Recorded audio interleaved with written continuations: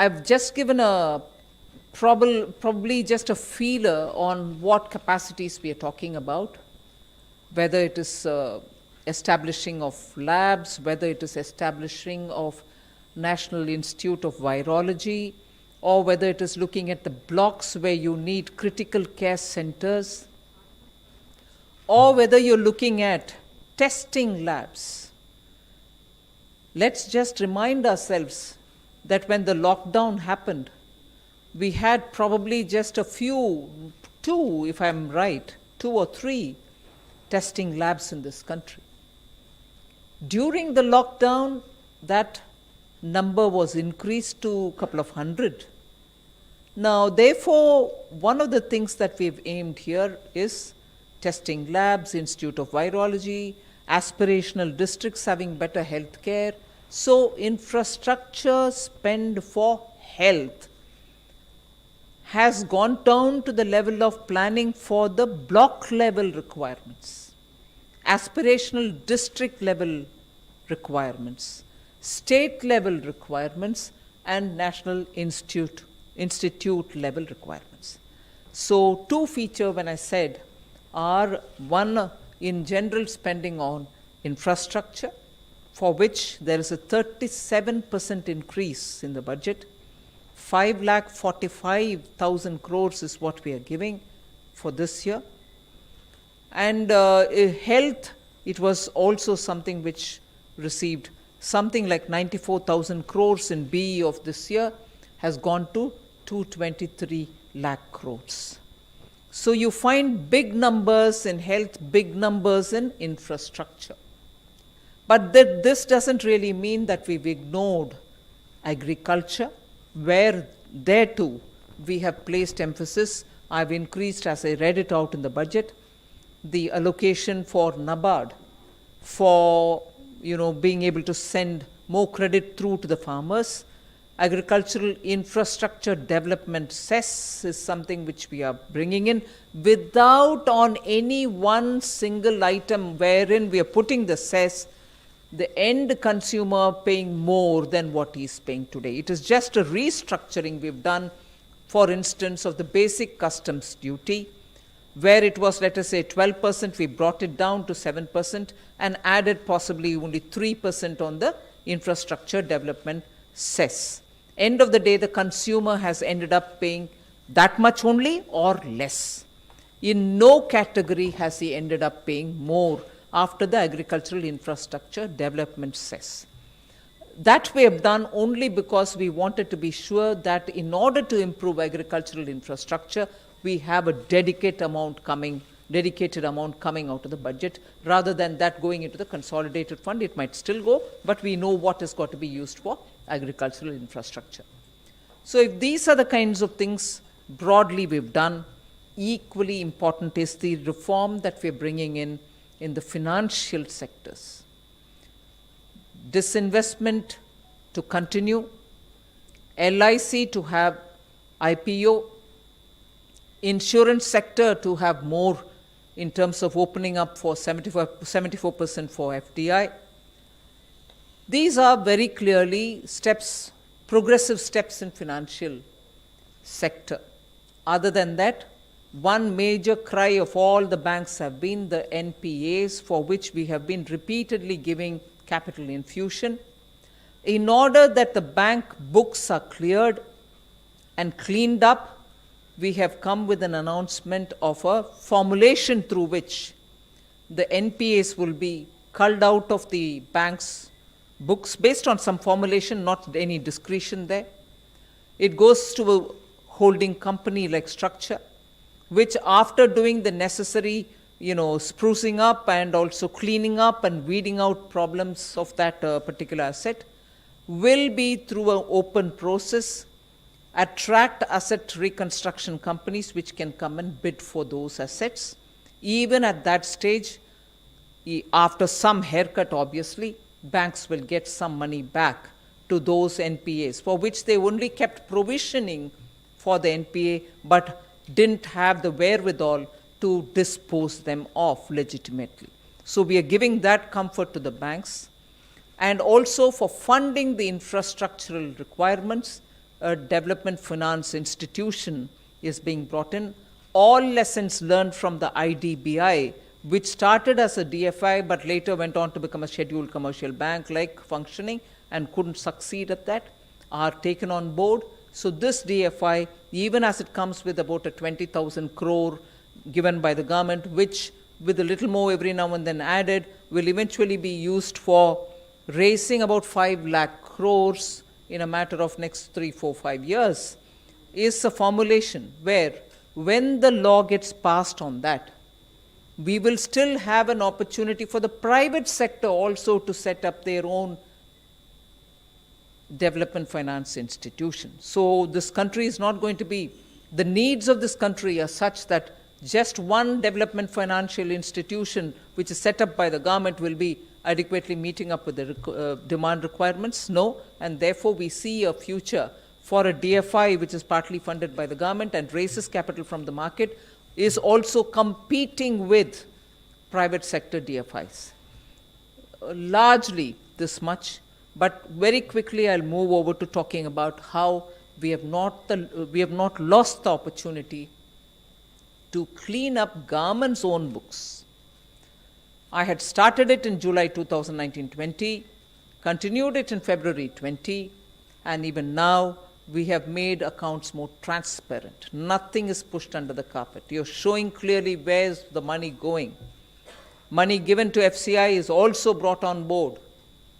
So accounting of government expenditure and revenue statements are all now lots more transparent and open, and absolutely upfront stated the fiscal deficit, where everybody was advising, and rightly because everyone had concern that the economy should revive, advising us, please spend more.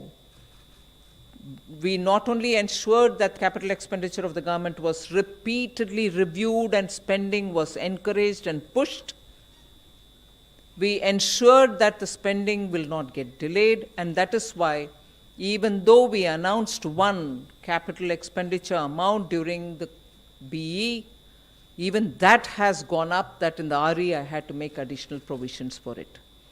With that in mind, we have also increased the spending in the forthcoming year. As a result, borrowing increased. Our fiscal deficit, which started at 3.5 during February 2020, has gone to 9.5% of the GDP. So we have spent, and we have spent. Otherwise, your fiscal deficit wouldn't have reached this number. But does that mean that we are going to show it and forget it? We've also given a clear glide path for deficit management and bringing it down. The Finance Commission has also been suggesting that we should be giving a glide path. We have given our glide path, I think, which broadly explains where we are, broadly gives you a broad picture.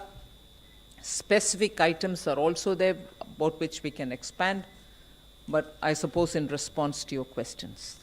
Thank you. The glide path has been mentioned, and you did lay it out that over the next 5 years we might see the fiscal deficit coming down. But how hopeful are you with the current expenditure roadmap that you have given, that the fiscal deficit for the next year will be contained in that particular figure of 6.8%, because the borrowing number also again continues to be quite high? And what gives you confidence in terms of job creation? That is what people have been wanting to hear from you, because a lot of people in the pandemic lost their jobs and they are yet to get back their jobs. Haven't we announced an incentive scheme for people to join back and people to take their jobs back, for employers to take employees who were thrown out, to bring them back and have some money paid from the government for their EPFO and so on? So we have worked out a scheme, and that scheme will run for the course of I think till about next year, June. We've allowed people to get all those people who they threw out of their jobs to be back in the job, for whom we will pay the EPFO for 2 years. So we have given an incentive for people to take them back. You asked a question on the deficit, whether we'll be able to contain ourselves in 6.8% or not. If you notice our revenue figures for this time, the revenue figures, if anything, are understated and not overstated. Because otherwise, by this time, all of you would have been coming out and telling us that we won't be able to achieve. So we have taken our nominal GDP 14.4% and the revenues at 16.7. So the buoyancy is only 1.16. We are hopeful that we will be able to get more than this and also achieve more in the other areas of non-tax revenue and the disinvestment. And we will definitely be within 6.8 and could be lower also. Just to add on the job creation, the significant increase in outlay for infrastructure that ma'am has done will also have a sharp impact on job creation, especially in the informal sector, because construction activity actually creates both positive and negative, spillovers, basic linkages, and thereby job creation in the informal sector. है कि इससे पहले हर ये का establish ज़्यादा से ज़्यादा demand पैदा की आम लोगों से जो सेविंग है वह करने के में ऐसे ये डिमांड पैदा कर सकती है आपके हिसाब से, क्योंकि जो इंफ्रा पे खर्च करने की बात है या दूसरी चीज़ें उसमें लॉन्ग टर्म डिमांड आएगी, लेकिन इमीडिएट डिमांड आए उसके लिए आपके हिसाब से कौन से प्रावधान किए गए? No, that's not true. Infrastructure project may take long time to complete, but the demand creation will happen immediately, because as the work starts happening in the ground, people are going to get wages, orders are going to be booked for core commodities, for building of those assets. So demand generation happens immediately. The project completion may happen later. Ma'am मेरा सवाल है कि Covid और lockdown की वजह से बैंकों में काफ़ी एनपीए बढ़ा और आरबीआई की रिपोर्ट के हिसाब से भी कुछ 14% तक बढ़ सकता है इस साल सितंबर तक। तो ये जो 20,000 करोड़ रुपए की जो राशि जो बैंकों के लिए आपने जो अनाउंस की है, क्या ये पर्याप्त है उनको रिकैपिटलाइज करने के लिए? साथ ही ये जो 9.5% जो फिस्कल डेफिसिट है जीडीपी का, इसका इकोनॉमिक ग्रोथ और इकोनॉमिक स्टेबिलिटी पर क्या असर रहेगा?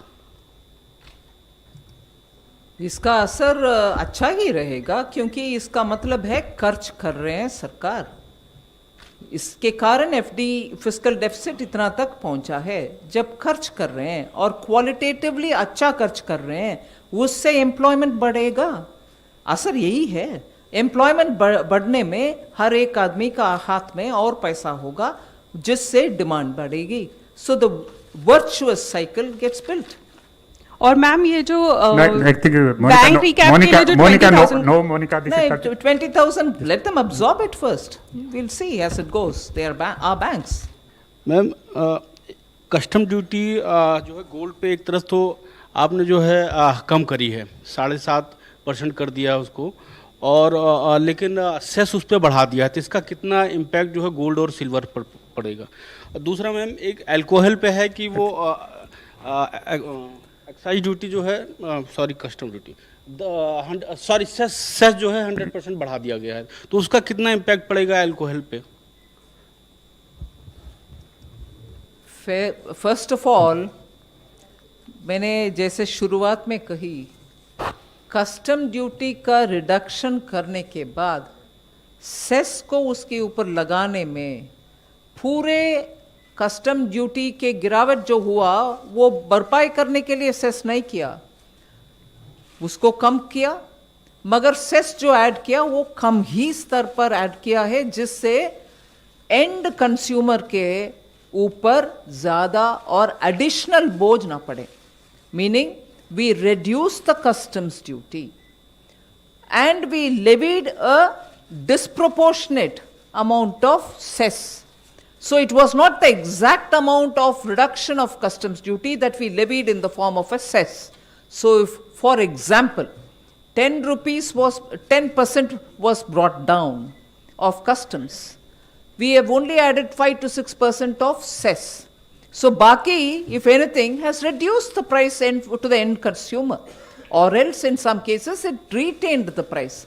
किसी का प्राइस उसके कारण ज़्यादा नहीं हुई।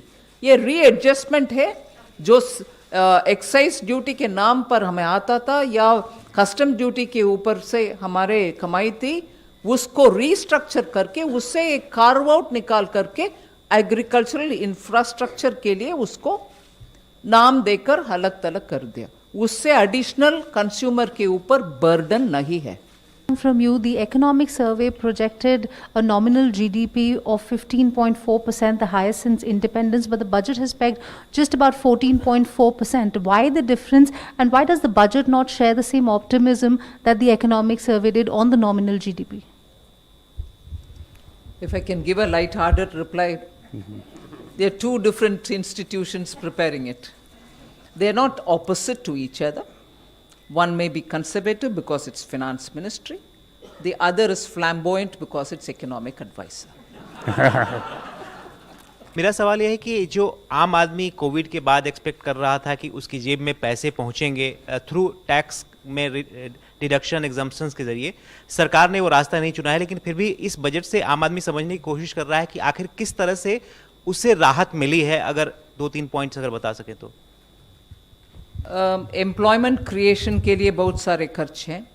पैसा पब्लिक इंफ्रास्ट्रक्चर बिल्ड करने के लिए बहुत बड़ा पैमाने पर दिया गया है, जिससे आम आदमी को तुरंत जॉब्स का अपॉर्चुनिटी मिलेगा. छोटे मोटे कारोबार करने वाले का एक्सपोर्ट के लिए इंसेंटिव स्कीम्स भी लाए हैं, और डेफिनेशन एमएसएमई का बदल दिया. उनमें टैक्स सर्टिफिकेशन और ऑडिटर सर्टिफिकेशन ना लेने का वो सुविधा भी हम दिए. सो छोटे मोटे कारोबार करने वाले को उनके ऊपर कंप्लायंस का बर्डन कम कर दिया. डिमांड बढ़ाने के लिए एक्सपेंडिचर कर रहे हैं इंफ्रास्ट्रक्चर में.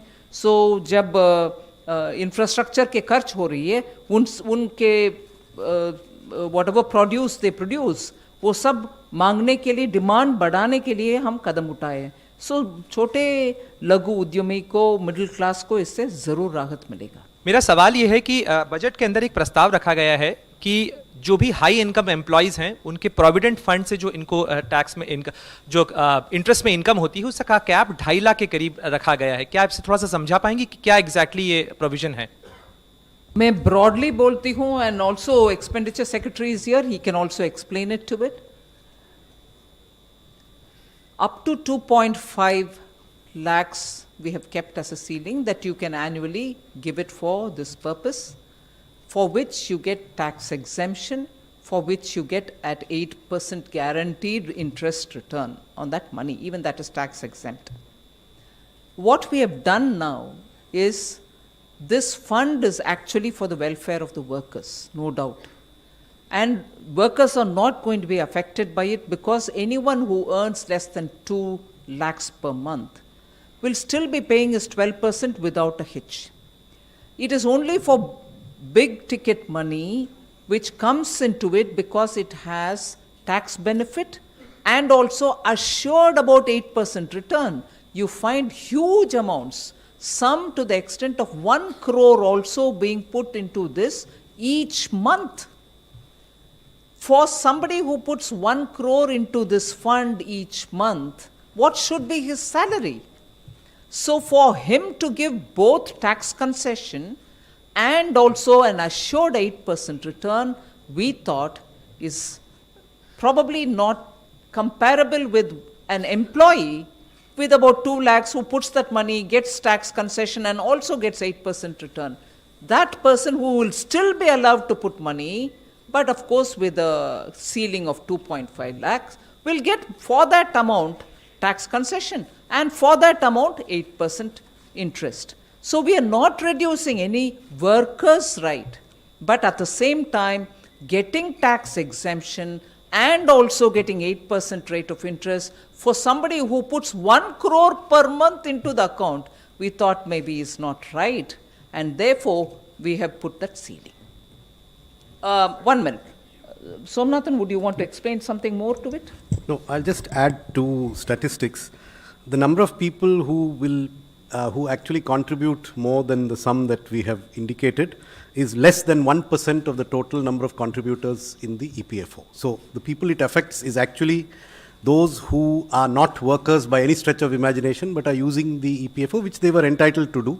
But they are a very, very small fraction of the total number of contributors. We had a very interesting mention of a portal for gig economy. I think this is the first time this was found mentioned. Like what kind of social security measures are we expecting for gig economy, contractual workers, laborers? Because post-COVID, I think the numbers must have swelled.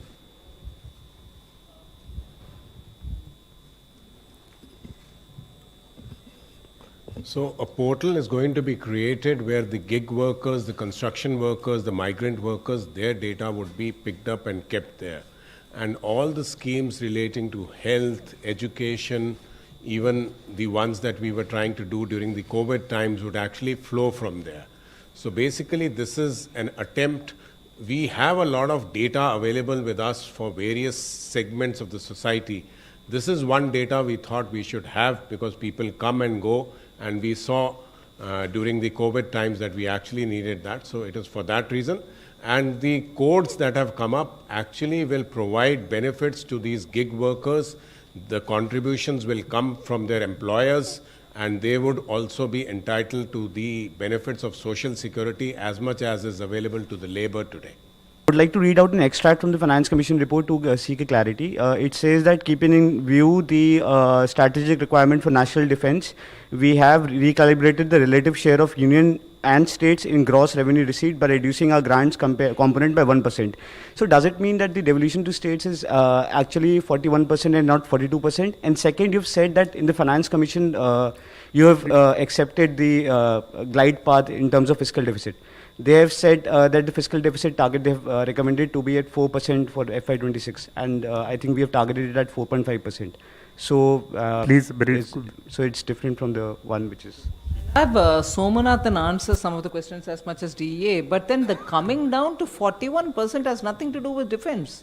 It came down to 41% even last time when J&K was formed, and when a state became a union territory, the funding of that state or that union territory will be with the center and not with the state itself, which is a union territory now. So the 42 was brought down to 41. And to that extent, because it was recognized as a union territory, the center has been given the responsibility to fund it. So 41 has nothing to do with defense funding. The Commission has recommended a deficit of 4% and a conditional extra deficit of 0.5% dependent on power reforms. So that is exactly what has been accepted. There's no deviation between what has been accepted for the states and what has been recommended for the Commission, by the Commission for 21-22. At a time when country is facing huge military challenge at eastern border, armed forces were expecting a substantial hike in their budget, which is not reflected in this budget. How can we counter a country like China, whose defense budget is close to $200 billion, 5 times higher than us? I will give you the exact figures as to what has been given for defense.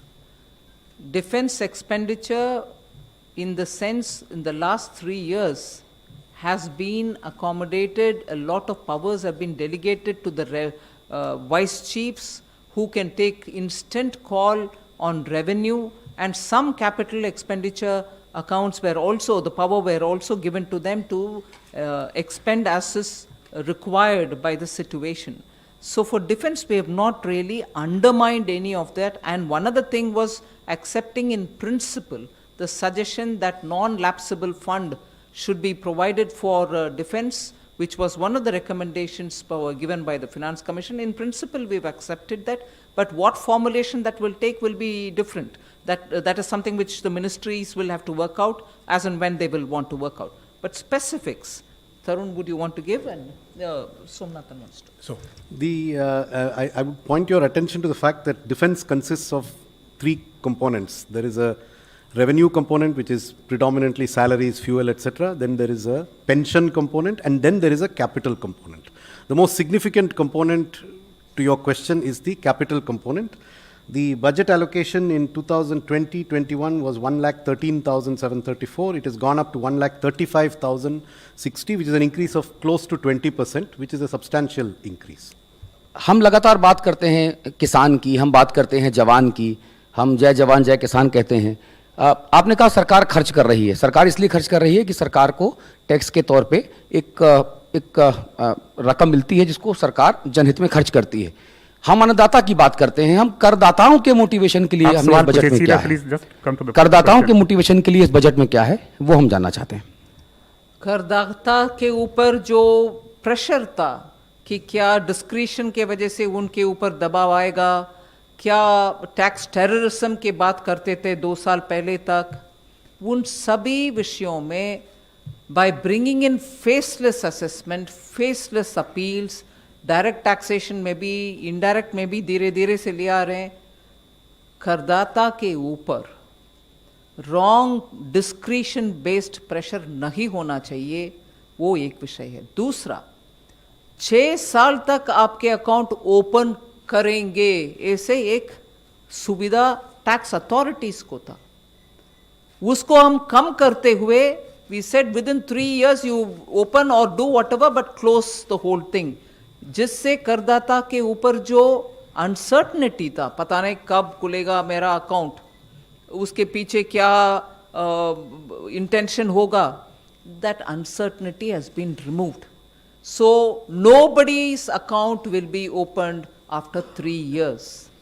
However, 10 साल तक open कर सकते थे अगर आपके ऊपर search हुआ या कुछ हुआ, उसको भी हम बोल रहे हैं कि only in cases where 50 lakh से ज़्यादा आपका अनडिस्क्लोज्ड इनकम था, फिर 10 साल तक ओपन करने का पॉसिबिलिटी है, and that too when it is opened with the permission of the principal commissioner of tax. ये सब, हाँ नहीं, 1 minute, you have not even heard how it's going to be implemented. Motivation के बारे में आप जजमेंट कर दीजिए, आप प्लीज एक्सप्लेन करिए हाउ मोटिवेशन कहाँ मिसिंग है जी, अभी ये घोषणा हुआ policy. You have said in your budget speech somewhere that basically a bare minimum presence will be required as far as the strategic sectors are concerned. You already listed those.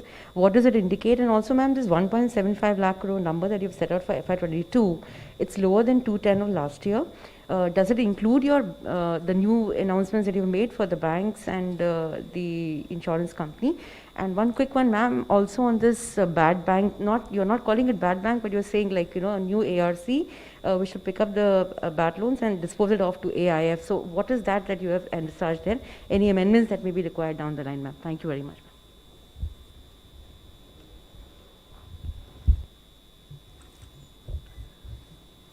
Actually, the policy has been announced that there'll be 4 sectors, broad sectors, and there'll be a bare minimum presence of these sectors, and there is a mechanism which has been created through an alternate mechanism where Niti Aayog will put up, and then bare minimum will be, find out. That's the question number 1. The other one was the target. I think 1,75,000 is an achievable target. The pipeline has been created, and that pipeline will keep on being created. And new policy will also create new pipeline, and that will carry on, because this program, which is there for 3 to 4 years of this, there are several companies which will actually be disinvested, and it will be a rolling program. So therefore, 1,75,000 we are hopeful of achieving this year. ये होंगी कि कई borders पे किसान बैठे हुए हैं और एग्री इंफ्रा सेस जो है लगाया गया है, इसका इस्तेमाल आप कैसे करेंगी और क्या ये किसानों के लिए फ़ायदेमंद होगा? आगे इंफ्रास्ट्रक्चर में आप इसको लगाएंगी, कैसे इसका इस्तेमाल होगा, कितना कलेक्शन हो पाएगा और किस तरह से? और दूसरा मेरा छोटा सवाल ये है कि जब घर से लोग निकलते हैं तो पेट्रोल, सर एक छोटा सा सवाल है, पेट्रोल डीजल को लेकर के बहुत ज़्यादा सवाल हैं लोगों के, क्योंकि उस पर लगातार सवाल पूछे जा रहे हैं कि कब तक कुछ एक्साइज ड्यूटी में राहत मिलेगी या नहीं, जो आपने अभी उस पर अलग से सेस लगाया। बॉर्डर पे किसान बैठे हुए हैं, हम सब समझ रहे हैं। अगर किसी किसान के मन में प्रश्न है तो एग्रीकल्चर मिनिस्टर उनके साथ बैठ करके बात करने में कभी भी संकोच नहीं किया। कितने भी राउंड क्यों ना हो, बैठते हैं और बार बार ये भी बोलते हैं कि ये तीनों कानून से आप क्लॉज बाय क्लॉज खंडवार चर्चा करिए, हम करने के लिए तैयार हैं। इसीलिए मैं मानती हूँ अभी भी कि चर्चा ही रास्ता है।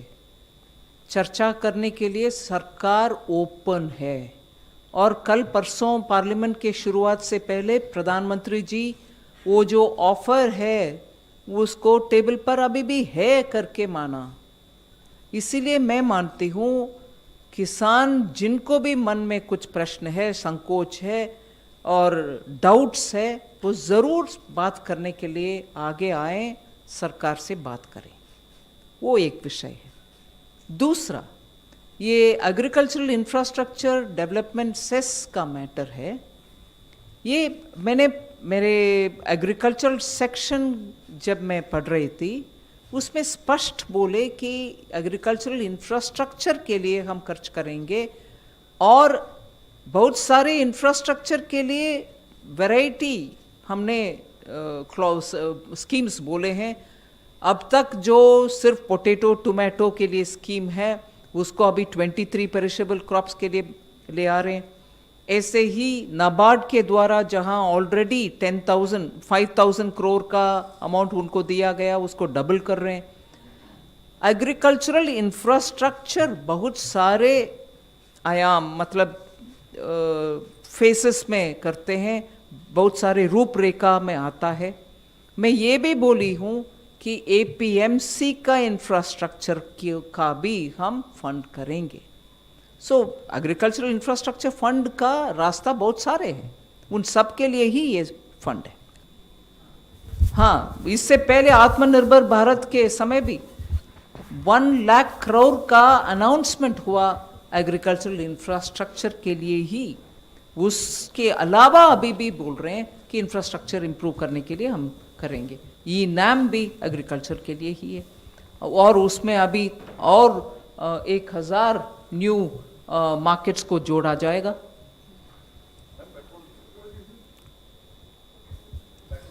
Petrol diesel is now it's already open to the market और ऑयल मार्केटिंग कंपनीज उसमें उनके अपने स्तर पर निर्णय करते हैं। अंडर रिकवरी होता है तो उनको वो भरपाई करते हैं। उसमें सरकार की रोल, पर्टिकुलरली केंद्र सरकार की रोल मैं ये बोलना चाहती हूँ, क्योंकि हमारा पेट्रोल एक्साइज के ऊपर जो हम अमाउंट हम लेते हैं वो फिक्स्ड अमाउंट है, वैल्यू बेस्ड नहीं, एड वैलोरम नहीं है। हर एक रुपया के लिए इतना आना है बस। इसमें अंदाजन वर्कआउट करने में, मैं please somebody correct me, if we get 13 to 14 rupees, states because they get it through ad valorem get nearly 30 rupees. इसीलिए केंद्र सरकार के ऊपर ये उनके निर्णय नहीं होता। ऑयल मार्केटिंग कंपनीज जो खरीदते हैं, रिफाइन करते हैं, फिर डिस्ट्रीब्यूट करते हैं, उनके ऊपर डिसीजन है, वो डिसीजन लेते हैं। फिर भी सेंट्रल गवर्नमेंट को उससे आने वाले अमाउंट इतना ही है, ये इस प्रोपोर्शन में। एग्जैक्ट अमाउंट नहीं बोली, 13-14 रुपीस अगर हम कमाते हैं, 30-35 रुपीस तक स्टेट्स कमाते हैं। सो ये भी हम ध्यान में रखना जरूरी है।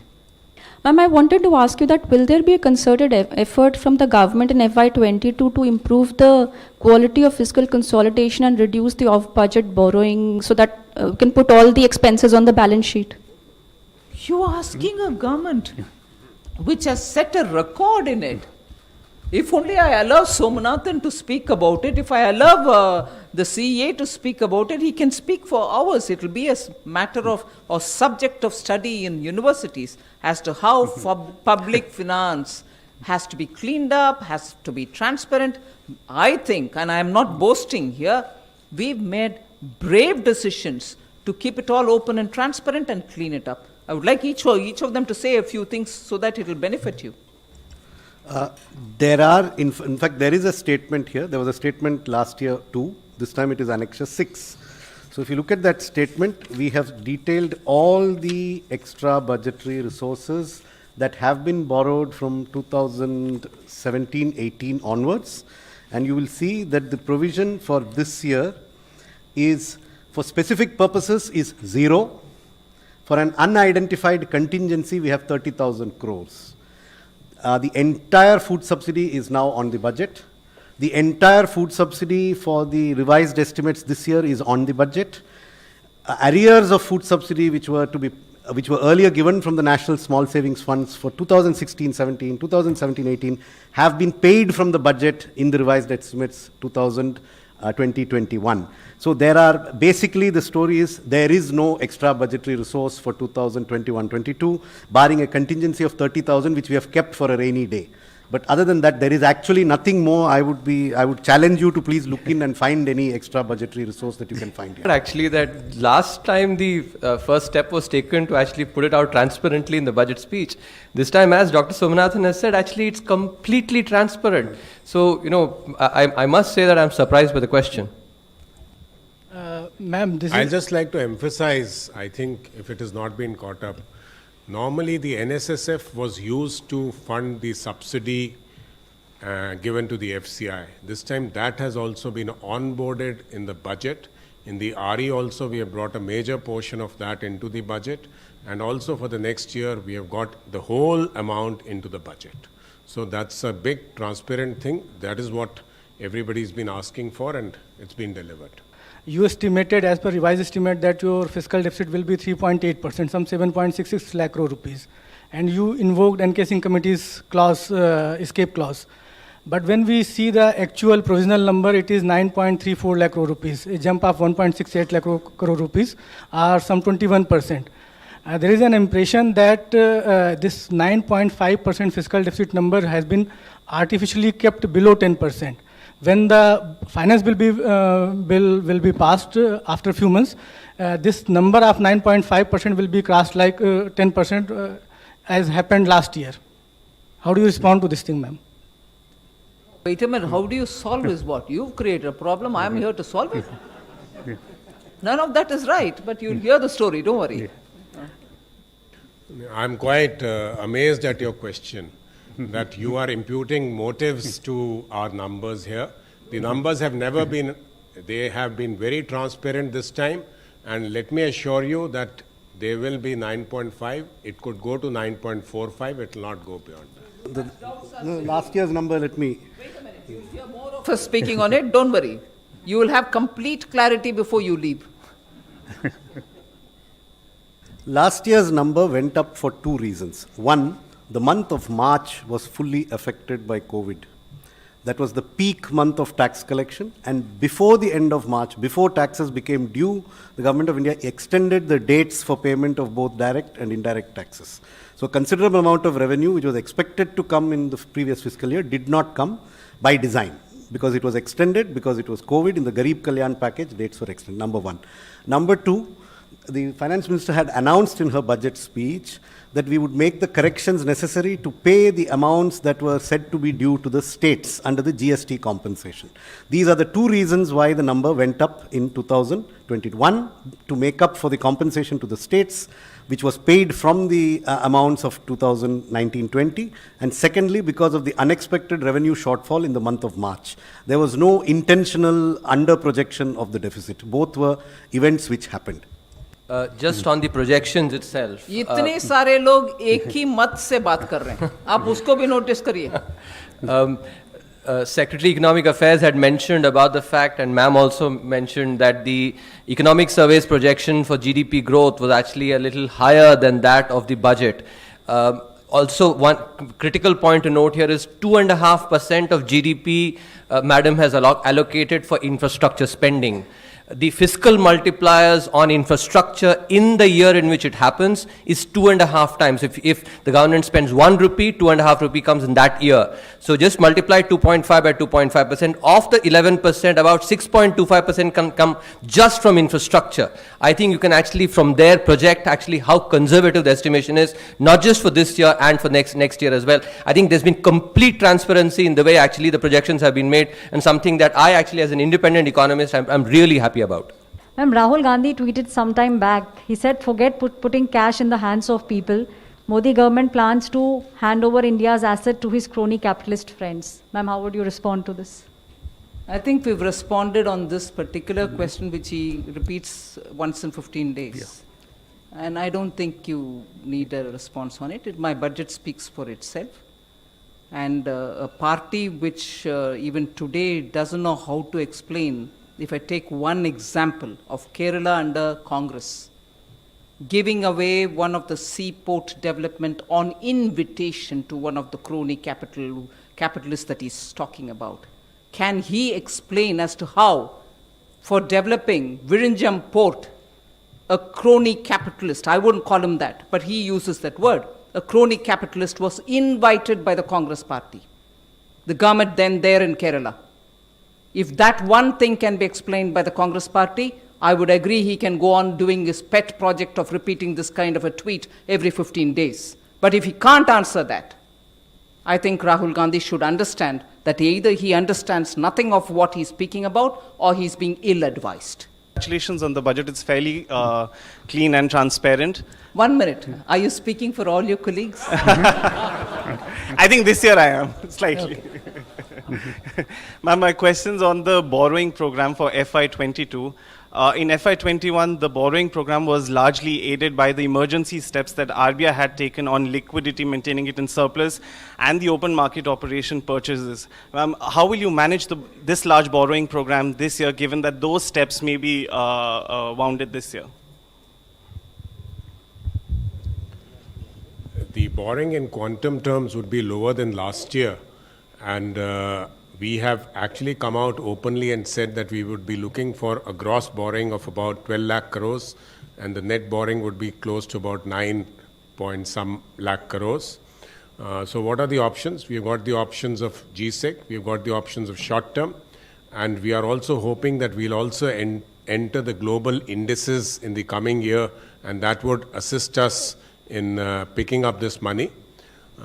I may also add here that when we do this, when we announce this, we are always in touch with the central bank, and I have a complete assurance that we would be able to raise this money and raise this money at a reasonable rate. Ma'am, I just want to know from you about the GDP projection for this coming next year. Where do you see, we've heard the economic survey, where do you realistically see it going?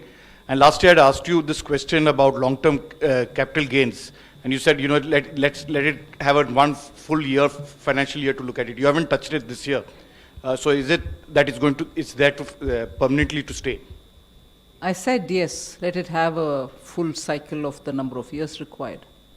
But 2020 is not a regular year. So I need to have that taken off in the calculation, and we need to give that much time. What was your first one? Do you want one of you all to answer? Any one of you all to answer? I think I already answered them. She's also given it. Her budget statement says that. So why do you say that she's not said that? 38. 14.4% nominal. It will be 10, 10.5. 4 is the deflator. Ma'am, two questions. One No, is... only one. The others are there. Yeah, please. Sir, I've got a chance after No, a wait long a minute. time. Why do you say that only to her? You didn't stop the guys? No. Thank you, ma'am. Thank you very much. Yeah, please. Yeah. Ma'am, two questions. One is that the increased revenue that you're expected to get from the cess that you'll be levying, if you could quantify that. And two, a timeline on the PSB divestment, please.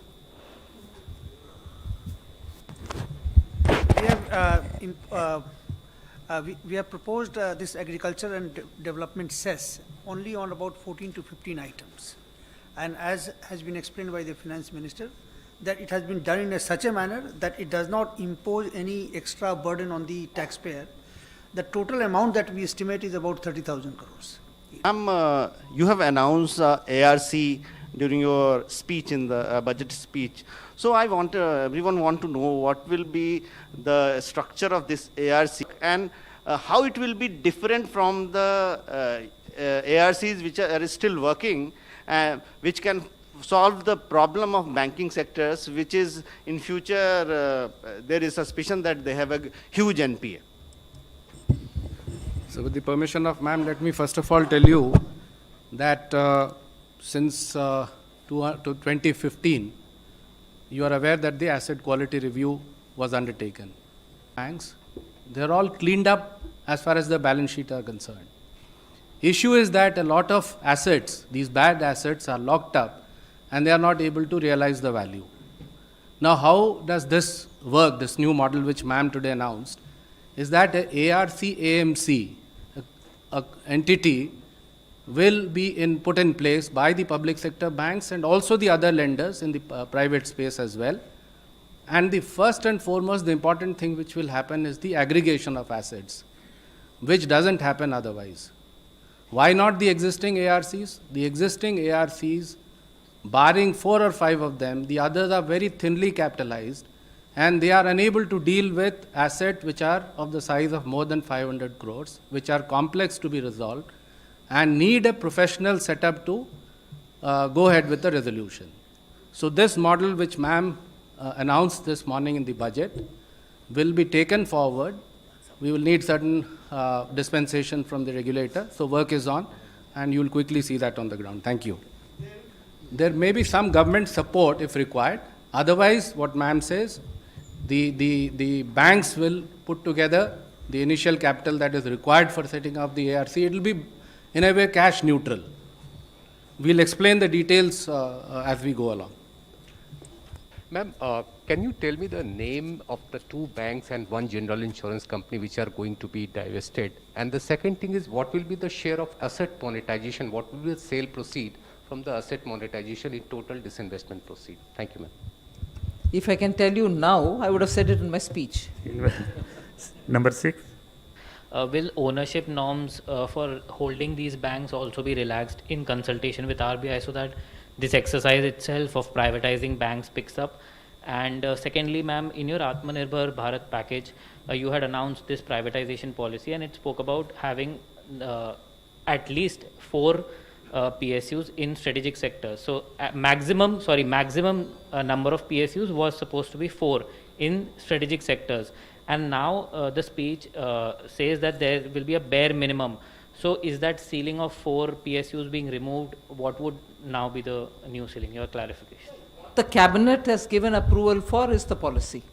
Yeah, I announced, and after that it is sharp focused when it went to the cabinet for approval. So what has been announced today in the budget speech will be the policy approved by the cabinet. Sure. So that basically is giving you the sectors that are strategic, and it basically says that bare minimum companies will remain in the public sector and the remaining will be privatized in the strategic sector, and in the non-strategic sector eventually all the companies would be privatized. So it is basically a very focused and a forward-looking policy that has come out. Therefore, we are not going to, we have not yet decided what is the options available. One is to amend that, or we can sort of, the 2 banks that ma'am has announced, that can also, we look at another formulation where we need not tinker with those things. So we'll examine that. So it is under examination. It's already, being looked into. So we'll take this forward. मंत्री जी, मेरा सवाल आपसे है कि आत्मनिर्भर भारत के लिए जो आपने बजट पेश किया, उसमें ये बताएं कि जो अनएम्प्लॉयमेंट हुआ है कोरोना को लेके, लाखों नौकरी जो गई है, उसका दोबारा से नौकरी आने में कितना पॉसिबिलिटी है, और दूसरा है कि जो 75 साल से ऊपर के सीनियर सिटीजन हैं, उनको क्या सबको इनकम टैक्स रिटर्न नहीं भरना पड़ेगा? जिनका उम्र 75 साल से ज़्यादा है और जिनको सिर्फ पेंशन मिलता है और उनका यदि फिक्स डिपॉजिट उसी बैंक में है और सिर्फ उनको इंटरेस्ट का अगर इनकम होता है, तो उनको इनकम टैक्स रिटर्न भरने की ज़रूरत नहीं है. जितना इनकम टैक्स उनको देना है वो बैंक ही उतना काट करके सरकार को जमा कर देगा. तो इसमें शर्त यही है कि उनको सिर्फ पेंशन मिलना चाहिए और उनका फिक्स डिपॉजिट उसी बैंक में होना चाहिए. अगर उनका कुछ और इनकम है तो फिर अपना वो रिटर्न भरेंगे, क्योंकि उनके लिए वही ज़्यादा ये सहूलियत का होगा. लेकिन कई जो 75 साल से ज़्यादा के उम्र के जो वृद्ध हैं, ज़्यादातर लोगों का सिर्फ पेंशन इनकम होता है, और या उसी पेंशन से कुछ पैसा बचता है तो वो फिर वो फिक्स डिपॉजिट में उनका रहता है, उससे उनको इंटरेस्ट मिलता है. उनके लिए हर साल रिटर्न भरना एक काफ़ी एक जटिल काम होता था. तो उसी को सुविधाजनक बनाने के लिए ये व्यवस्था की गई है कि बैंक उनका इनकम टैक्स काट लेगा और उनको इनकम टैक्स भरने की ज़रूरत नहीं पड़ेगी. You mentioned that we have seen few mini budgets last year and now we have a full budget. So do you think all these measures would be enough to bring back the economy on growth path, or more measures might be needed and you would be open to taking those? Because Economic Survey last week mentioned that, sustained and calibrated measures would be needed to go back on the path of high growth trajectory. I think you go by the policy of Dil Mange More. So we had already, as Madam had mentioned in her budget speech also, we came up with 5 kind of mini budgets, and there are huge announcements. For example, Agriculture Infrastructure Fund, the ECLGS, which is supporting the MSME sector. And this has been followed with a very visionary, I would say, a budget given by the Honorable Finance Minister. So I think this itself will bring us a path, and we have also given you a path that we are going to follow in the next 3 or 4 years, and these policies would actually keep rolling out, and I'm sure we'll be back to our growth days very soon. So what will be the impact of the overall budget on the inflation, and how much support we are expecting from the RBI in dividend for the next year? Thank you. As has been explained in the budget very well, that we are actually borrowing this money not to spend on items which are not going to have a multiplier effect, but we are going to invest and hugely invest into infrastructure. So I presume that it will not have that inflationary impact that you are mentioning. So we have taken that into account. And what was the second question? So RBI dividend would come, and we have actually said that our non-tax revenue would be 2,43,000 crores. It was last time 2,10,000 crores. So you can also presume that it is not something that we have actually inflated the number that we are going to get from them. We will definitely achieve this 2.43 lakh crores of non-tax revenue.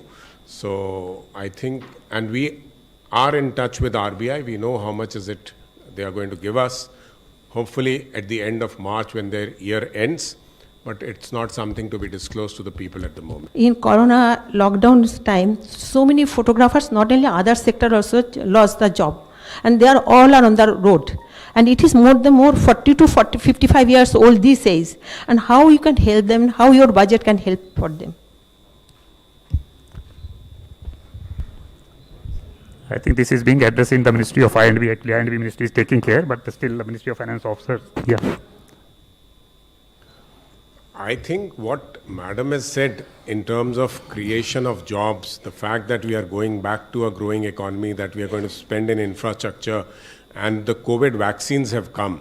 So once the COVID vaccines have come, the people are going to actually go for tourism with a vengeance. And I think the photographers, not the photographers, so they will get all the jobs back. No, even otherwise, I think that scheme about which I spoke, if your employers want to take you back, the government is coming up with paying your PF for next 2 years, your monthly installments which you have to pay. The employer doesn't have to pay. So it is your employer who should benefit and utilize the scheme which has been put up by the government to take you back onto the jobs. The government has extended itself. Yeah? I would like to thank the Finance Minister, MOS Finance, and the senior officers from the Ministry of Finance. Thank you very much, friends. Thank you.